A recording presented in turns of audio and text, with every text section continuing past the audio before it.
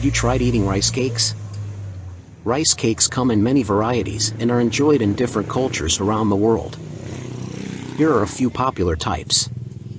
BIBINKA Filipino Sticky Rice Cake. This is a traditional Filipino dessert made from glutinous rice, coconut milk, and brown sugar, often topped with laddick coconut curds or syrup. It's chewy, sweet, and perfect for special occasions. Homemade rice cakes. These are crunchy and can be made sweet or savory.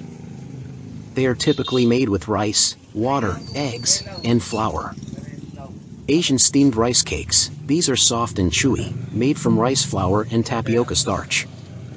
They are often used in various Asian dishes.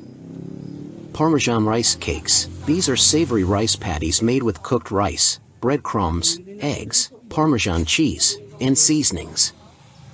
They are crispy on the outside and cheesy on the inside. Thank you for watching.